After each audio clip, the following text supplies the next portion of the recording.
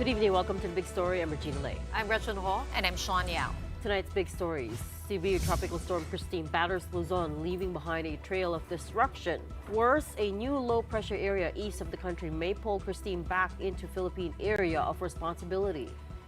Bicol reels from the devastation of the storm. In the midst of the calamity, former Vice President Leni Robredo trends on social media once more, with photos showing her wading into chest-deep waters to deliver aid. And also among the hardest hit areas are Isabela and Batangas, both of which are grappling with severe flooding right now. One hospital in Batangas was forced to stop admitting patients due to floodwaters.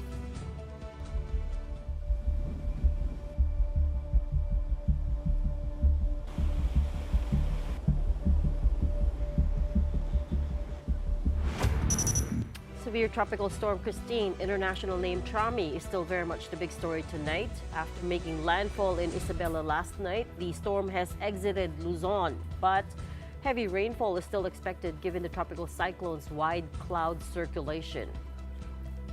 From tonight until tomorrow afternoon, intense to torrential rain is forecast over Pangasinan, Zambales, La Union, and Occidental Mindoro.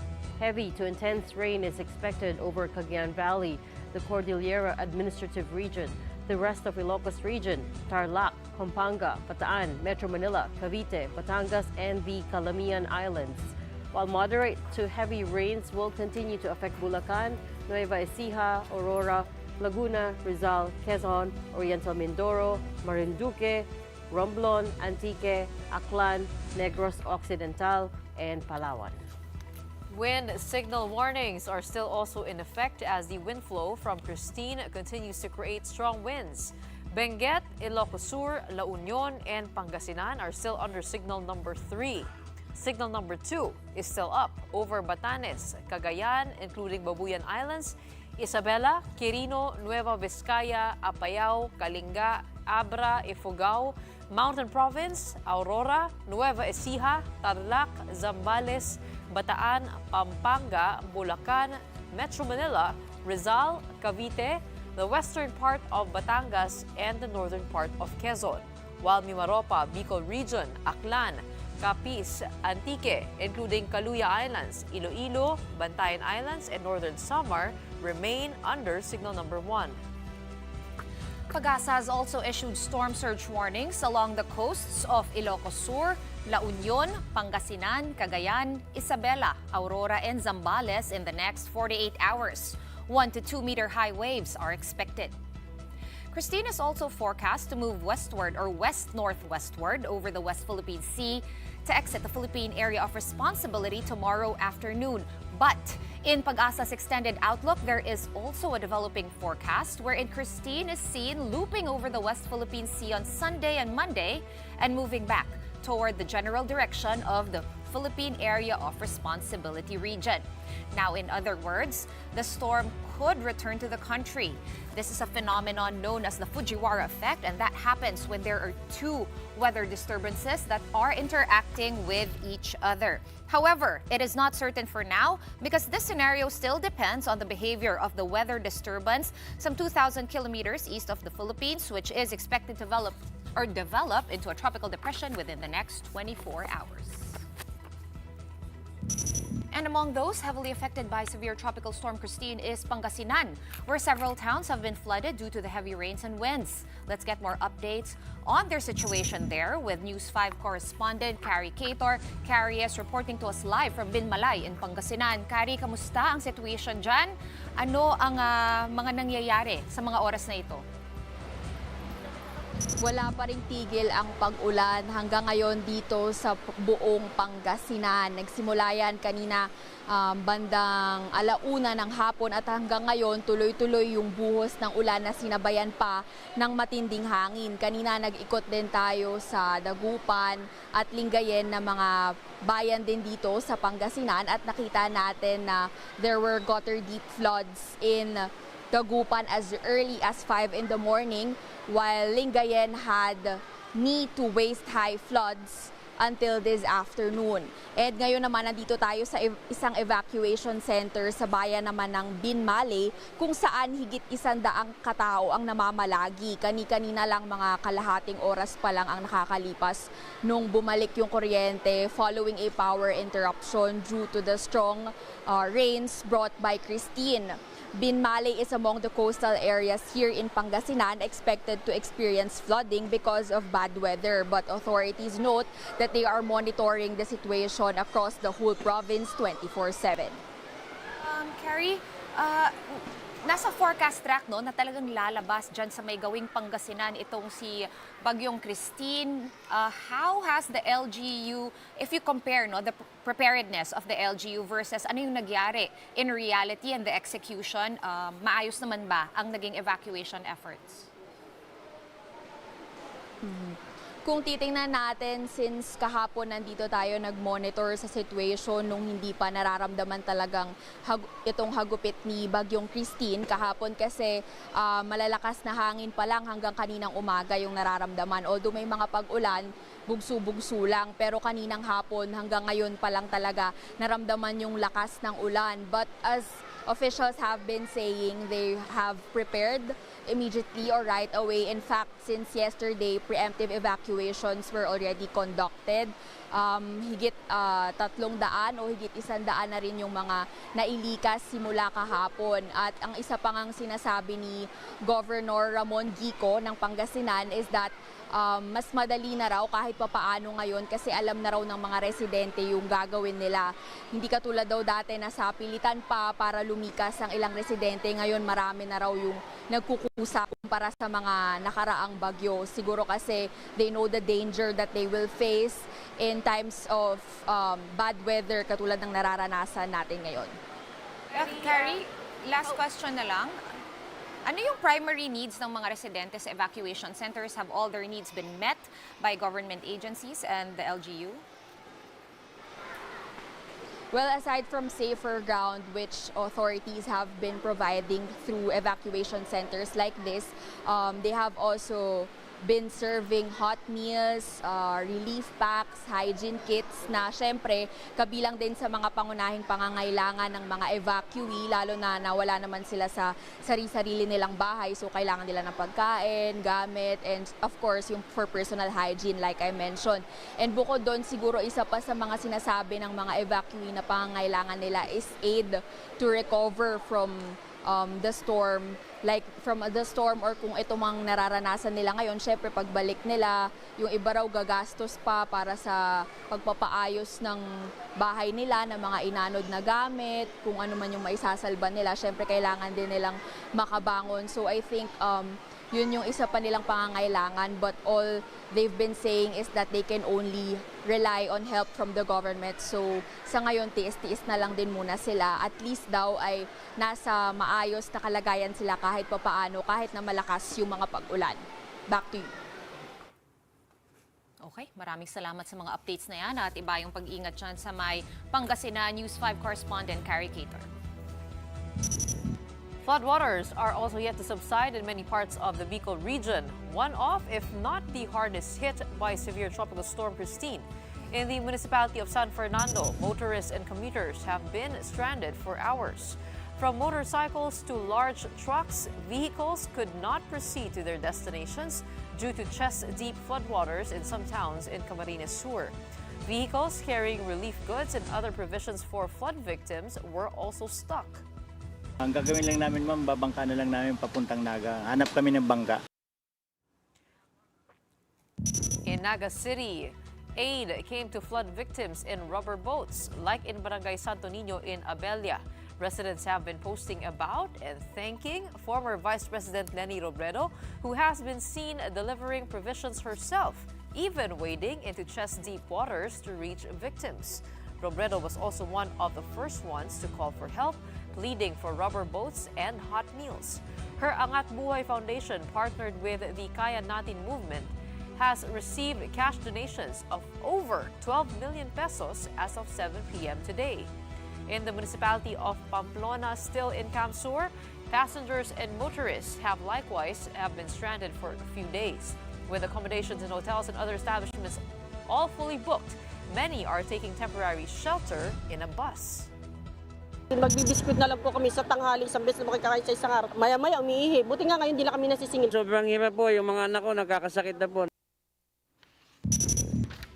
Let's try to get an update now on the situation over in Camarines Sur. We have with us Governor Luigi Villafuerte. I think we have him just over audio. Congressman, can you hear me okay? Sorry, Governor, can you hear me okay? Yes, I can. Hello. Hi. There's an echo. I think that might be your speaker. There we go. Governor, first things first, may I just ask where you are right now? I am in my residence in Pili, Camarines Sur. Okay. I wanted to get that out of the way because, as I'm sure you're aware, there were some people posting about saying that your family was in Siargao whilst all of this was happening. Did you want to comment on that? First of all, thank you for giving me the opportunity to clear this up. This is clearly fake news being peddled by our political opponents for their convenience. Ang katotohanan po, we were in Siargao on Saturday and back by Monday. So unlike what our opponents are being falsely spread, that we were in Siargao yesterday at the height of typhoon, that's completely false. If anyone or the trolls, the bashers, or anyone can prove that I was in Siargao yesterday, I will resign my position as governor immediately. But if they can't, I ask them to come here to Camsur and give us a helping hand. I even posted on my Facebook my boarding pass that I left Siargao on Monday, and I asked Cebu Pacific if they can confirm it, so we can finally settle this nonsense issue and move on to more important things such as rescuing and relief. But thank you ladies for giving me the opportunity to clear this up. For the record, you are in Pili right now. Yes. Okay. Governor, maaari bang maitanong, no? You were with Congressman El Rey and also the SKs, I believe, in Siargao. Yes, Bob. For what reason were you there? And also, I think we were already getting advisories on Typhoon Christine that it was bound to come this week. When were you informed that this typhoon or tropical storm was going to come? So we've long planned this trip with the SKs as a tourism seminar because if you're not familiar, Surigao del Norte is actually a sister province of Camarines Sur. So we went there to really learn on how we can rebound on our tourism here in the province. And we've long planned this trip even before any advisory. And before we were told that there was going to be a typhoon on Sunday evening, that they will be coming in the week. And then we said we were leaving on Monday regardless of what the issue was. So syempre, ang people thought we were in Siargao yesterday because it was posted yesterday by someone. But I posted my boarding pass. I asked Sir Gokongwei if he can confirm it to Pacific. I challenge anyone to prove that if I was in Siargao on Wednesday or even Tuesday, I'll resign as governor. I'm that confident. Yes, you did post your boarding pass on your Facebook account. It says you flew back to Manila at 12:05 p.m. on Monday, October 21, 2024, based on that Yes. screenshot. And we knew that we knew that flights would be canceled on Tuesday automatically. So as soon as we landed, we drove now. Okay, so when did you drive down to Camarines Sur? Obviously, your flight landed in Manila. I landed in Manila siguro 3 p.m. So diretso na kami. Okay. I think I arrived in Camsur before midnight. Okay, let's leave that issue behind and get down to the work Thank that you. you are doing right now. What is the plan right now for Camarines Sur? Floodwaters are still up. Yes. Give us a situational report on what's going on there in Camsur. So currently we're still at signal number 1, but the trouble is there's still torrential flooding in many parts of our province, not because of the rain, but actually because Camsur, or Camarines Sur rather, is the catch basin between Cam Norte and Albay. So the rains that have subsided in Cam Norte have dropped down to District 1 and District 2 of Camarines Sur, while in Albay, the rain there that's subsided has actually subsided to here in the Rinconada District. So ang problem po namin is, despite the weakening of the rain, tumataas po yung baha because kami po yung catch basin. Currently, we have I believe, almost 30,000 families evacuated. Before pa, on October 22, we did a forced evacuation when it was signal number 1 while the flooding wasn't that torrential. So punong-puno po talaga yung mga evacuation centers namin since October 22 pa po. And, Sorry, that's 13,000 or 30,000? 30,000 families po, ma'am. 30, okay. Okay. And what did the NDRRMC there or the PDRRMO recommend? What are they seeing? When do they expect the floodwaters to subside? If that's even possible. Yeah. Currently, we can see. I mean, as of maybe an hour ago, we can see that it is subsiding. It is subsiding as of now. So we hope and pray that by tomorrow, late afternoon or evening, there's a significant decrease in the flooding po. Governor, what would be the priority now? Because Ang kailangan po talaga namin, ma'am, is rubber boats. We already spoke to PBBM, Secretary Teodoro, and Secretary John Vic. We spoke to them, I believe it was yesterday, kung kailangan po magpadala ng rubber boats, and nagpadala po sila agad. So nandito po on the ground. Pero syempre, nakita niyo po yung problem is the heavy traffic in the Maharlika Highway that's being caused by the stranded passengers traveling to and from Visayas, Mindanao, Luzon. So, nahihirapan po makaikot yung mga military 6x6, yung mga rubber boats fluidly because of this stuck up po.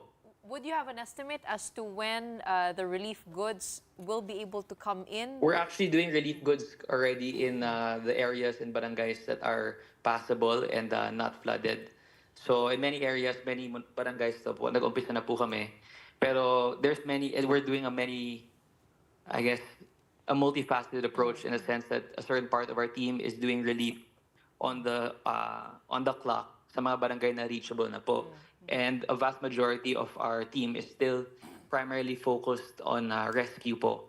Kasi marami pong stranded individuals na nasa bahay po nila. And in case there's an emergency po in the municipalities, in certain barangays, we're really on standby in case of emergencies. But as of today, I believe we've rescued over 900 individuals that were rescued from dangerous situations in their households po.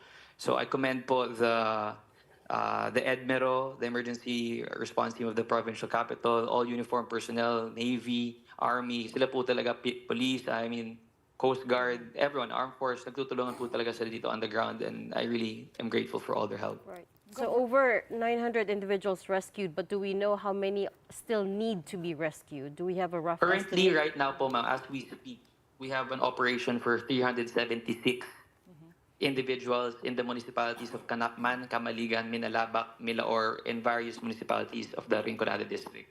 Yun na lang So po yun ba? pong- Yes, Gov. Yun ba yung mga hard-to-reach areas? Because there were areas that were completely unreachable. Has the situation changed? Are there now less hard-to-reach areas? Or which areas are still impossible to reach at the moment? I think a vast majority of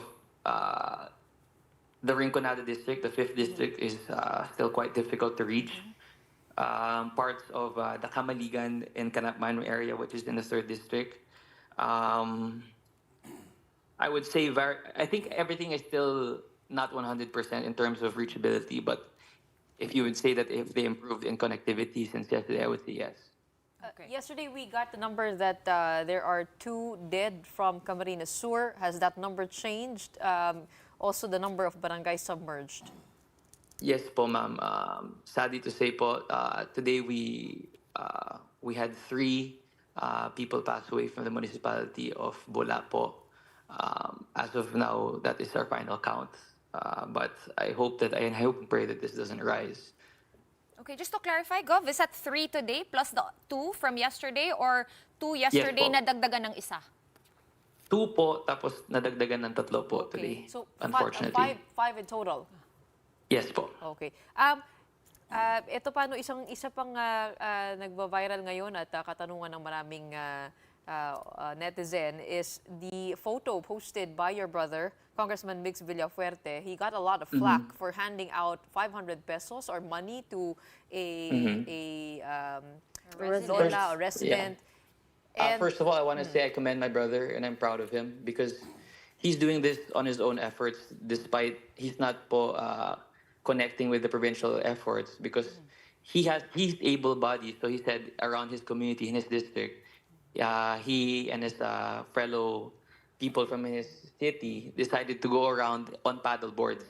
Despite po malakas ng alon, despite malakas ng current, hindi po madali mag-paddleboard. But he did this, and you can see that he saved many people.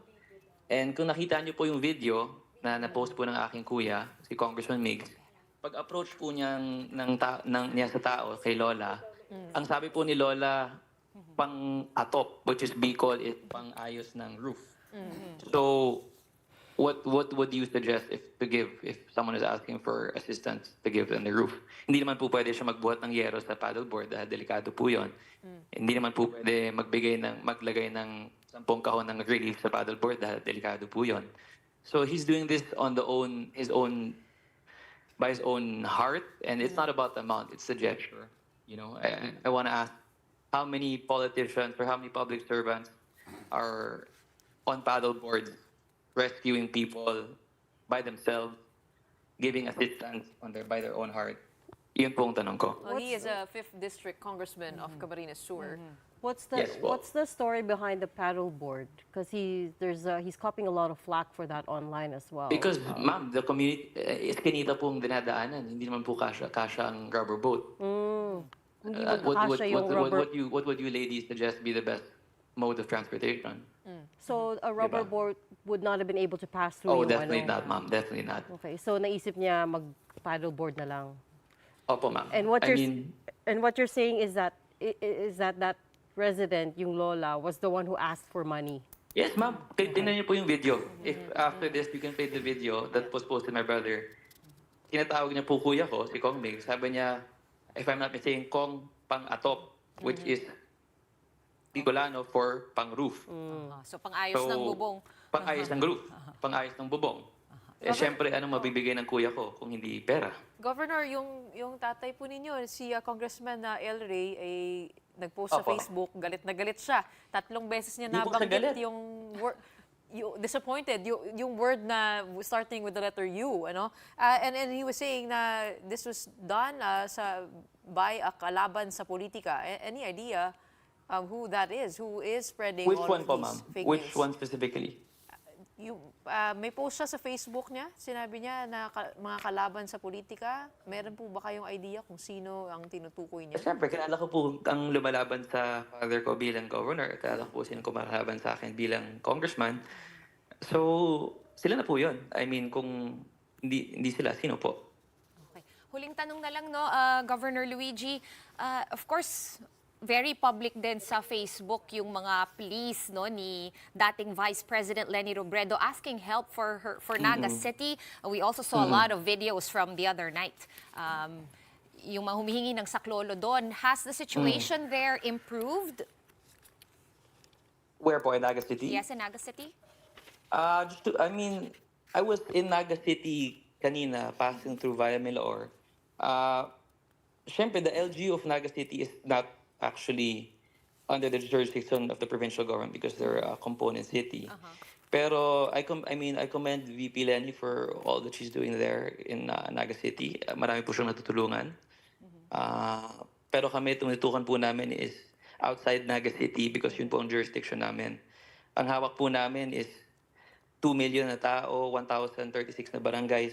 Ang Naga City, if I'm not mistaken, is 200,000 na tao, 27 barangays. Okay, thanks so much Governor, for clearing that up. If there's anything that you need to call out for Yes apart po, from rubber boats?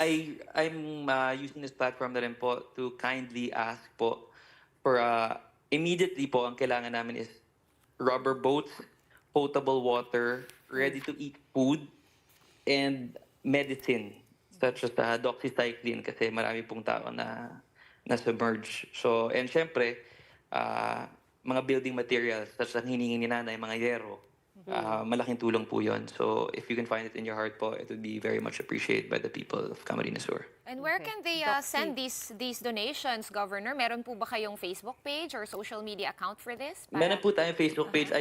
We can set up, our QR codes and everything that we can share. Pero I'll post on my Facebook po kung saan po tayo may address.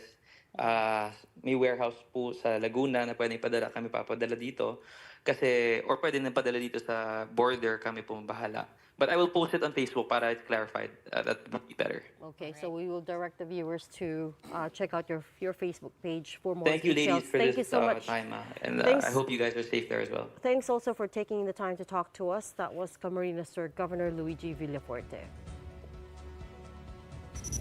The massive flooding in Bicol and other provinces is proving to be a challenge for rescue and relief efforts. And for that, let's get updates. This time from the Office of Civil Defense. Joining us on the line is OCD spokesperson, Director Edgar Posadas. Good evening, Director. Good evening, Gretchen. Good evening to everyone. Thank you for having us in your program. Direct, can you give us an update on the status of rescue efforts? Nakapasok na po ba ang ating mga sasakyan, ang ating mga truck? And also, which provinces are the hardest hit in Bicol? Well, Gretchen, yung ano natin, that remains a challenge. Kanina we were in close contact with yung ating regional director sa Bicol, no? Si Director Clyde Newport. And napakinggan ko rin yung interview mo with the governor of Camarines Sur. No? And yun nga, inulat niya sa atin kanina during the response cluster meeting that yung reaching some of our kababayans pa in Naga and in neighboring towns in Camarines Sur are still a challenge right now, no? Kasi mataas pa yung baha. Initially, yesterday, kasama yung Albay, but sa ngayon, medyo parang bumuti na, bumaba na ng konti yung tubig. At ang challenge natin ngayon, Gretchen, is really dito sa Camarines Sur, no? Particularly sa Naga. But help is on its way. No? I was told na yung contingent from Solcom, from the Southern Luzon Command, it arrived today, and yung contingent from OTD 8 sa Tacloban, coming from Eastern Visayas, is already on their way. No? Ito ay contingent of rescue and response teams together with their equipment. And this is being led by our OCD 8 Regional Director, Director Lord Torrecayon. Sa ngayon, ilan pong tao ang nangangailangan ng rescue? Marami pa rin po ba na nasa taas ng kanilang mga bubong? And ano po yung parang pinaka-priority po natin na puntahan as soon as nakapasok na po yung mga assets natin? Well, ang priority natin ngayon talaga, nakatutok tayo ngayon dito sa probinsya ng Camarines Sur, no? Namely dito nga sa Naga, at yung mga karatig niya na mga bayan, no? Like Devastation, Midaor, Baaw, yung Bula, yun yung magkakatabi na towns, no? And baka meron pa akong na-list na towns dyan. Pero sa ngayon, yung challenge natin kasi kahapon, when we briefed the President, 96 out of 103 road segments, no, ng apat na region. This includes yung sa Bicol are flooded, no? And yun nga yung problema natin. There is this one parang conduit, no, na talagang yun lang ang dinadaanan to and from Manila to the Bicol region. That too is flooded. So the possibility of bringing yung mga tulong, no, yun yung mga minimension ni Gov kanina, these are the things na talagang gusto natin. Although meron naman doon, kailangan lang dagdagan. Yung sa DSWD, sabi nila, meron naman din silang naka-preposition doon. And however, kailangan lang dagdagan para ma-sustain at saka ina-anticipate natin na baka posibleng medyo matagal itong response efforts natin dito sa probinsya ng Camarines Sur. You mentioned in an interview that there is an air fleet pre-positioned in Pasay and Cebu. Which assets are these? Which assets of the AFP are you hoping to tap into for the distribution of relief goods for those hard-to-reach areas? Yeah, okay. Initially, ang plano is to bring this by air, no? We have in the inventory 17 air assets, no, which are based in Clark, in Villamor, and in Cebu.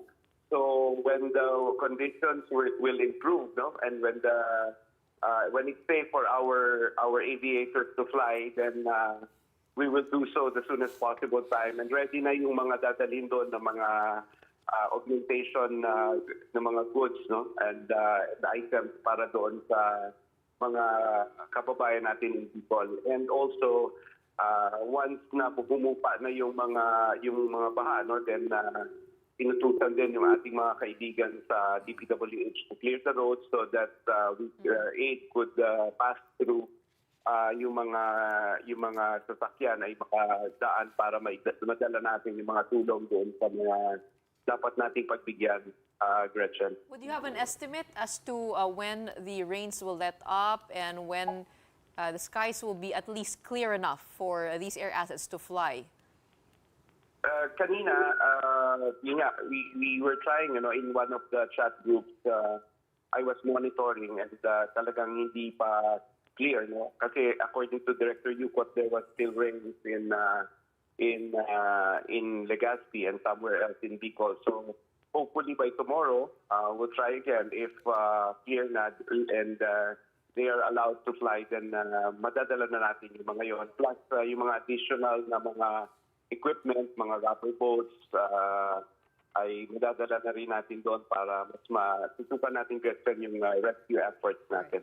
Director, you're also with the NDRRMC. Can I just verify a figure with you? What is the official death toll at the moment? Earlier today, we were told it stands at 20. Has that changed? Well, in our official figures, which are still for validation, Gretchen, we have seven dead, one in Calabarzon and 6 in Region 5. We have 4 injuries, all in Region 5, and 7 are missing, reported missing, 1 in Region 1, 1 in Calabarzon, and 5 in Region 5. Which areas, Director, are you prioritizing next? I mean, obviously Bicol got hit first by heavy rains, but today and tonight, a lot of other provinces are also suffering heavy rain. So which ones are you, like in terms of triage, which ones are you like really watching closely?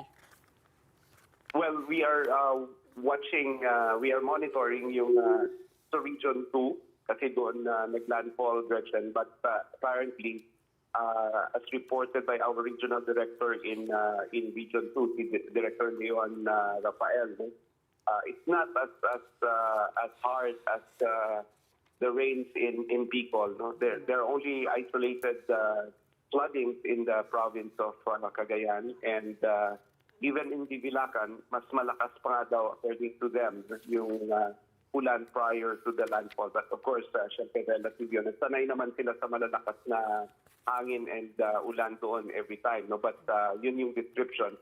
But apparently, if you compare, yung reports, it's not as bad as people. Well, the worst is over, and we hope the numbers don't increase. We'll let you go for now. Thank you so much for giving us your time tonight. We have Office of Civil Defense Spokesperson Director Edgar Posadas. Well, up next, we'll be speaking with AFP spokesperson Colonel Francel Padilla on how EDCA sites are being used to help facilitate relief and rescue operations. Stay with us.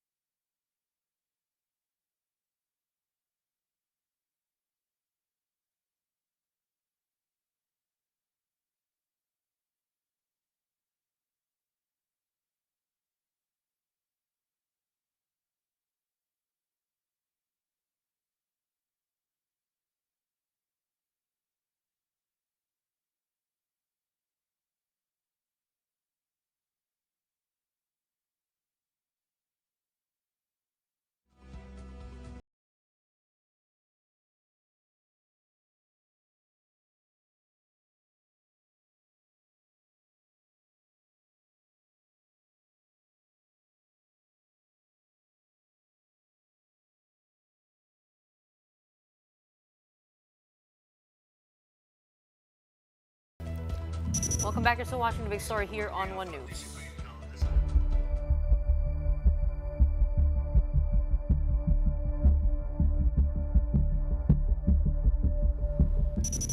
Isabela province was buffeted by strong winds and heavy rains after severe tropical storm Christine made landfall earlier this morning. At least 22 barangays in Ilagan City were left flooded after the rivers overflowed. Elaine Fulgencio has that story.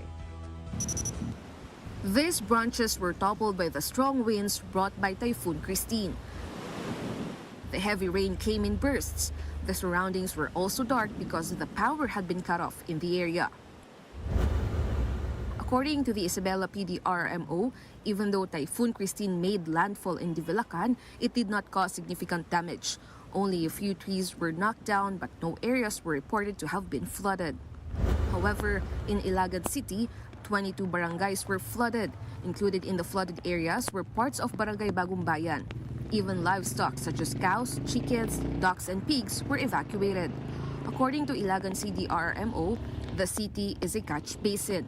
That's why even if the rain isn't too heavy, water from higher areas accumulates here. The number of residents in the evacuation center has now reached 2,000. But there are a few who decided to stay with their relatives. Maulanan, kawawa naman ng mga baboy. Alangan na makisiksikan pa kami doon. The Pinakanawan River has also overflowed to Bacolod Bridge. Flooding in some parts of Barangay Bacolod has gone above human height. News 5 caught up with a father who was crossing in a boat. He said they had already evacuated but he needed to return to get his chickens. Yung mga alaga namin, kasi sayang naman pagpabayaan mo sila. Winds and rains in Ilagan City have since weakened. There have been no reported casualties or missing persons due to the devastation caused by Christine and Isabela, and relief goods continue to be distributed to affected residents.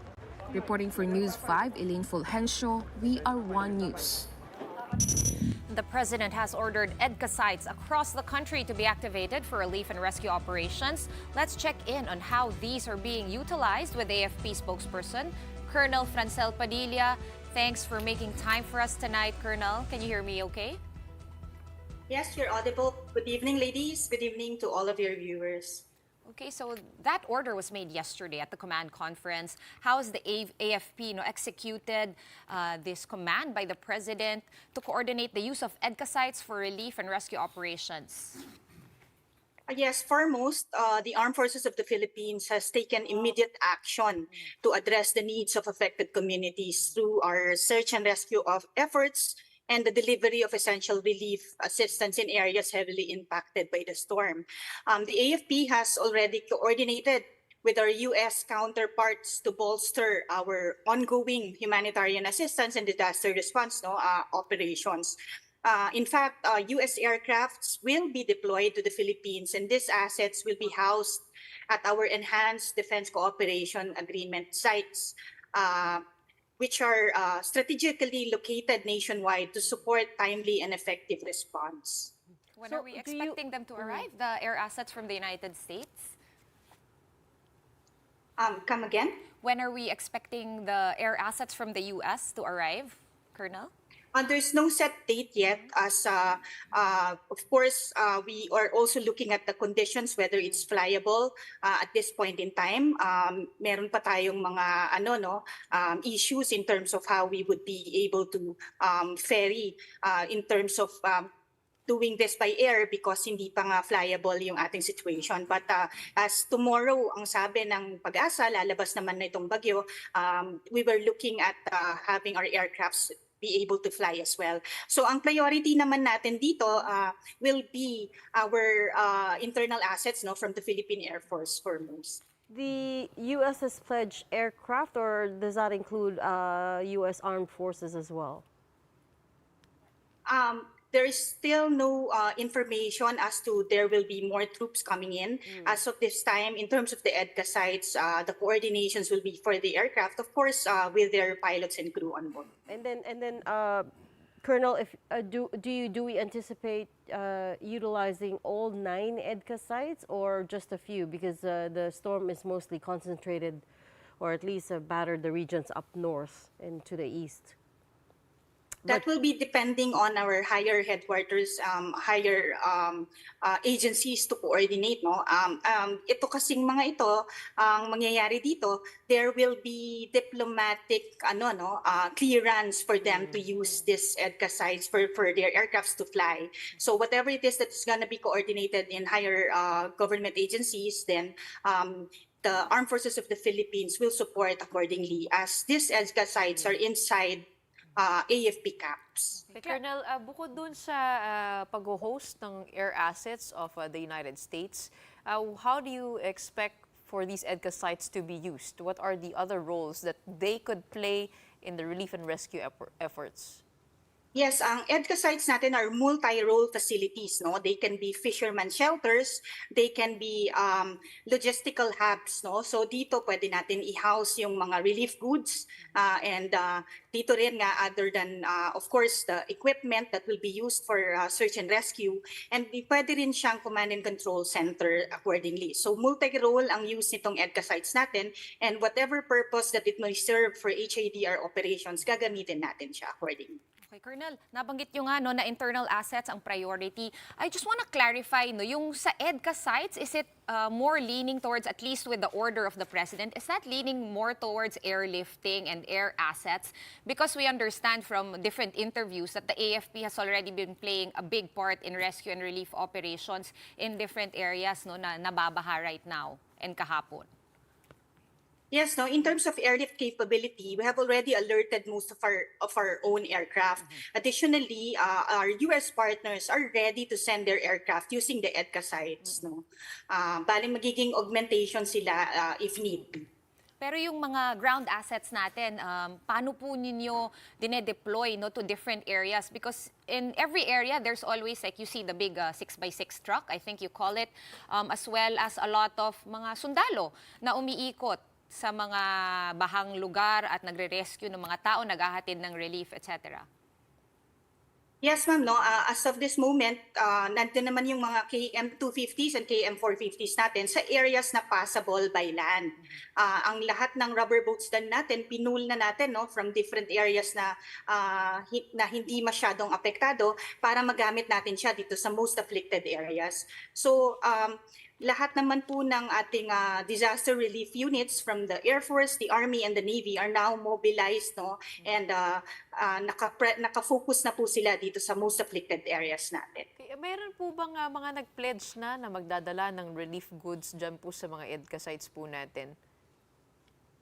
Sa ngayon, ma'am, wala kung actual data on kung meron ng pledges. But for the side of the AFP, naka-ready na po itong ating EDCA sites for all of these operations for relief that will ensue in the coming days. Previous to the command of the President, what was the situation like? Hindi po ba parang ready naman talaga ang AFP bases natin for these kinds of operations? Or is it only now that we're opening the doors for the multi-ops that you're talking about? Dagdagan ko lang, no, Gretch? Kasi nung una, di ba, Colonel, nung pinopromote yung EDCA sites, yung nagdagdag ng EDCA sites to the original 4 sites, I believe, one of the key things no, that's being mentioned all the time is gagamitin ito for disaster response, interoperability, also for disaster response. So we're just curious kung ano na ba yung nagawa or improvements that have been made into these AFP bases, I think 9 all over the country, that will actually help. Kasi hindi kami nakakapasok sa loob. Totoo. Oo. So anong meron dun sa loob na nagawa? Kasi yun yung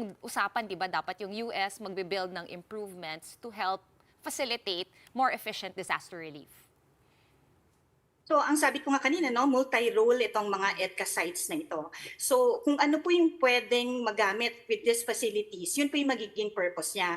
For this HADR, magagamit na siya no, for command and control facility for as of this time. So, naka-ready na rin siya no, for to house itong mga relief goods if need be, pag nagdatingan na po, no, marami siyang pwedeng paggamitan as it is multi-role nga.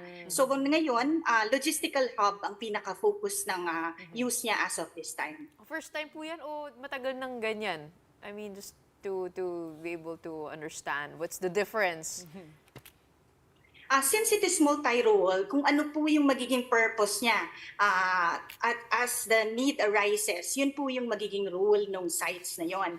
So during balikatan exercises, no, nagiging hub siya no, ng lagayan ng mga gamit nga nitong ating mga allied forces that are coming in. So their equipment, housing of troops, and all those things. No? So for HADR, logistical hub siya, command and control center, and pwede nga siyang magamit for itong pag-process natin, itong mga relief goods, and of course, paglagayan ng mga equipment for search and rescue operations. And then just very quickly, Colonel, talking about allied forces, have any other countries offered help aside from the U.S.?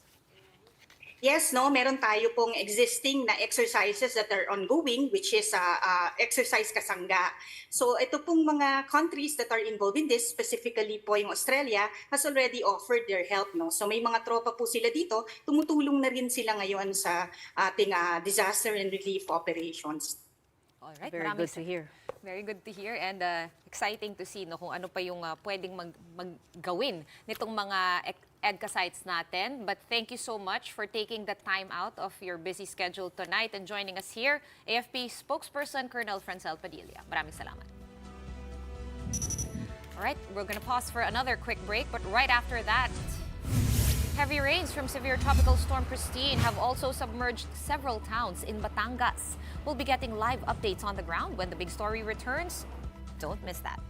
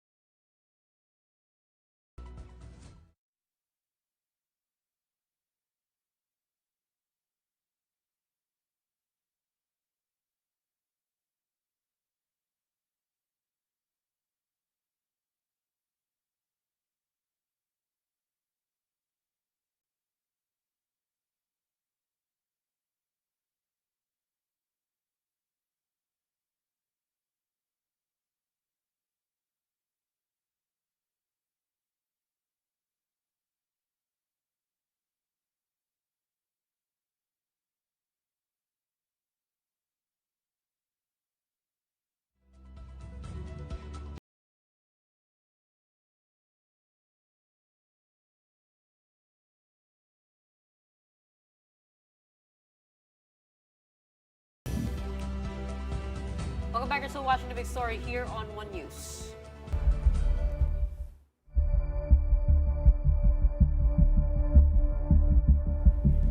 Despite making landfall in northern Luzon last night, the severe tropical storm Christine's wide circulation dumped heavy rains as far as Batangas today. And just like in Bicol, several towns in the province are now flooded. News 5's Rainiel Pawid is in Lemery, Batangas right now. Rainiel, maulan pa rin ba dyan sa Batangas ngayon? Gretchen, Regina, simula nga kanina na pagdating natin ng alas 2 ng hapon ay wala nang tigil yung buhos ng ulan dito sa may Lemery, Batangas. Sa katunayan, nakausap natin yung ilang mga residente rito at kahapon pa raw ng alas 3 naman ng hapon nagsimula yung pagbuhos nga ng malakas na ulan dito. Yung kinatatakot nila dahil simula kaninang alas 5 ay sumabay na rin yung malakas na ihip ng hangin. Hey, Rainiel, ano yung lagay ng mga barangay dyan ngayon? Gaano kataas ang pagbaha? At kamusta naman yung mga residente dyan na nasa likod mo? Nasaan ka ba ngayon? Ngayon ay nandito ko sa parokya ng Banal na Cruz. Dito pa rin yan sa may poblacion area sa may Lemery. At itong simbahan na ito ay isa nga sa mga ginawang evacuation center nitong ating mga kapatid. Sa katunayan, 102 families yung nandito, no? Katumbas yan ng 410 na individuals. At sabi nga nila, yung pangunahin na kanilang pinoproblema sa ngayon is yung paghahanap ng potable water. Bukod yan sa kawalan ng kuryente simula kahapon dahil nga nung lumakas na yung ulan ay naputol na yung power supply. Kaya raw nila na walang power supply pero yung paghahanap nga ng tubig man lang, yun man lang ay kanilang easily accessible daw sana sa mga panahon ngayon. Generator ba ang ginagamit niya ng parokya na nasa likod mo? Ilang bayan ang kritikal o kaya binabantayan? Kamusta rin yung pag-evacuate ng mga residente? Yung evacuation process, no, dahil no nakita natin kanina yung mga rescue team at mismong yung mga pulis na, local police officer, ay yung mga van or yung vehicle na nila yung ginagamit. So mabilis naman, back and forth, nakikita natin na lalong-lalo na yung mga nasa coastal area dito sa Lemery dahil nga pagpatak ng 1:00 ng hapon ay nagulat silang lahat dahil biglaan na rin yung pagtaas ng level ng tubig. Yung ilan nga sa kanila ay doon na sa mga bubong ng bahay sumilong panandalian habang hinihintay yung mga rescuer. At sa ngayon, lahat naman ay nakuha na sa kanilang mga bahay. So dito naman, with regard dito sa buong Batangas, no, halos lahat ng nasa western at southern part ay binaha, no? At kanina pagpasok natin doon sa Nasugbu ay baha na rin yung ilang mga major road o yung mga pangunahing kalsada. At madagdag ko na rin doon sa Kalaka kanina ay yun yung entry point papasok naman dito sa Lemery ay nakita pa natin yung landslide nga doon sa may Barangay Tamayo. Ito rin yung isa sa mga dahilan kung bakit nga medyo nahihirapan yung pagpasok ng ilang mga goods, no, or ilang mga relief mula naman sa ilang karatig bayan. Yun nga yung gusto kong itanong sa'yo, no, si Sean pala to. Ang pagkakakilala ko dyan sa Lemery, lagi siyang natatamaan ng pagguho ng lupa doon sa bandang malapit sa Tagaytay. Hindi ka makapasok Tapos mababara siya hanggang Kalaka. Ano ang nag-improve na ba yung area na yon na dating naguho yung lupa? At saka paano nakakapasok yung mga rescuers? Sean, ayun nga yung isa sa mga problema sa ngayon, no? Talagang doon pa lang sa may Tagaytay area ay ramdam na yung kakaibang buhos ng ulan. At lalo na dito sa Lemery na isang catch basin na itinuturing nga ay nagsabay yung pagtaas ng level ng tubig mula doon sa baha at yung dito sa may coastal area. So double whammy kung tutuusin, no? Dahil yung buhos ng ulan ay sinabayan pa nung malalakas na hampas ng alon. So dito naghalo na yung tubig baha tsaka yung tubig dagat. Ngayon naman sa tanong natin kung saan, paano nakakapasok yung mga rescuer, by 1 p.m. up until 3 p.m. ay hirap nga dahil may mga ilang kalsada na sobrang baba at lampas na, no, doon sa mga sasakyan kung tatawirin man ito. Even trucks ay mahihirapan. So pinahuhupa lang yung ulan sa ngayon at tinitignan na nila yung iba pang mga possible na daanan para nga makapasok na yung ilang relief good. At dito naman, kung sino yung mga nakapag-imbak ng pagkain, no? Fortunately, nakita natin kanina dito sa labas ng simbahan, ay may nagbibigay ng pagkain. So sila yung mga nakapag-imbak pa, nagluto at ipinamahagi nga doon sa mga evacuation area, gaya na lamang nito, Sean. Okay, Reniel, gusto ko lang malaman, kailan ka pumunta dyan? Gaano kalala yung traffic? Kasi parang nababalitaan natin, pati sa SLEX, no? Yung mga papuntang Laguna, papunta dyan sa may Batangas, hindi na makapasok. So how was the situation? Yeah, early 12 noon kanina ay maayos pa naman yung daloy ng trapiko. Nung pagpatak ng 1:00, sabay doon nga sa buhos ng ulan, doon pa lang sa Tagaytay area ay talaga namang hindi na nga makausad-usad itong mga sasakyan. Bukod pa yan doon sa mga lugar na may mabababa talagang daan na nagiging catch basin road, yung tawag nila, dahil nga yung tubig mula doon sa bundok ay bumababa dito. Bukod sa naiimbak ay rumaragasa pa ito. So yung current ng tubig ay nakakapagpahirap din para doon sa mga sasakyan na mag-move forward. So yung ilan sa mga nakita natin ay humanap na lang ng safer places, no? Gaya na lamang doon sa mga matataas na gasoline station at may ilang mga establishmento at residential area naman yung may mabuting loob na kahit hindi kilala ay pinatuloy na itong ating mga kapatid. Magpalipas man lang daw ng ilang oras o kahit ng magdamag para mapahupa muna itong tubig baha. Meron ba tayong mga numero dyan? Kung may mga nasalanta sa Batangas, and also what are the immediate needs that you'd like to call out for the residents there?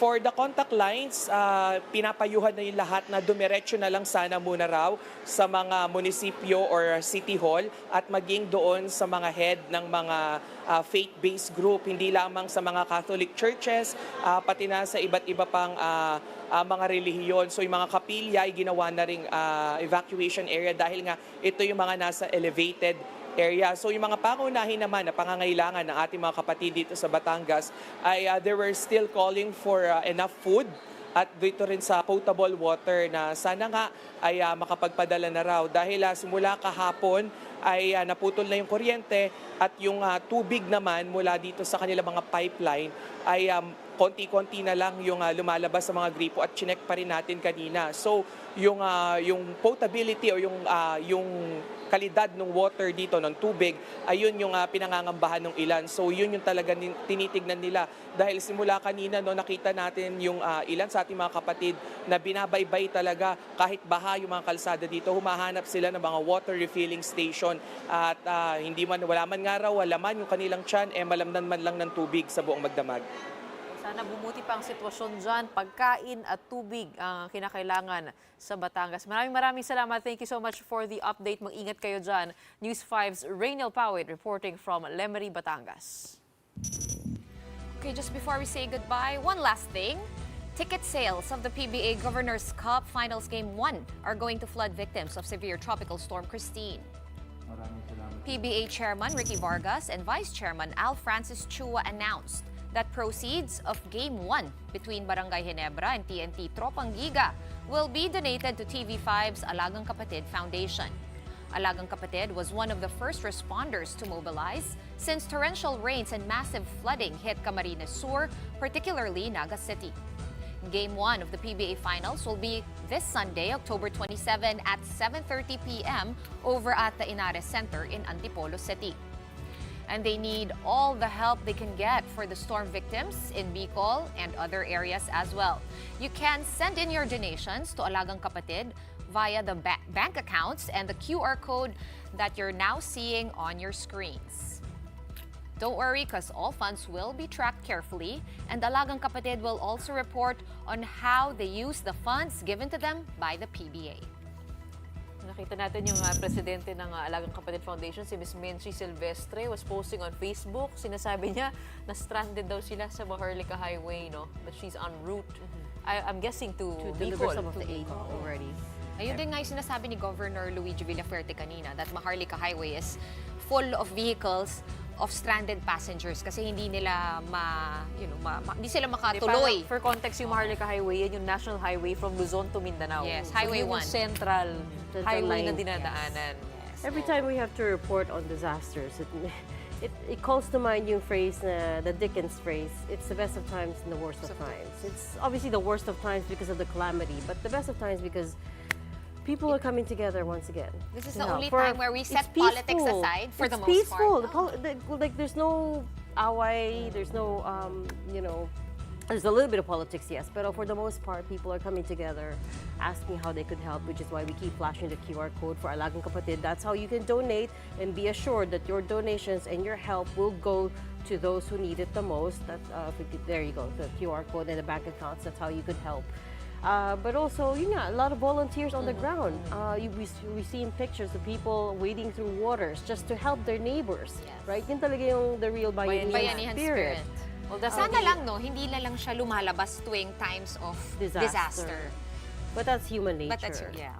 And that's what we have to deal with in the Philippines, Yeah. being where we are, being vulnerable to climate change. being #1 in the world risk index. It's a really dark and stormy day, and in fact, also for me personally, because just before the show, I found out I lost a friend who died, not because of the rain, but it's just been a heavy day all around. So, okay, everyone, stay safe. And again, if there is some help that you can extend, I think everyone is on Facebook. So you can easily access the QR codes, the bank accounts, etc. Reach out and help. Everyone could appreciate a little bit of kindness and help during this time. On that note, that's it for the big story tonight. That's a good reminder. Hopefully tomorrow is a sunny day already. In the meantime, we are One News, all sides, all the time. You're right. Hopefully it doesn't just show during times of disaster, right? Thanks for tuning in. Have a good night. And Eric, rest in peace.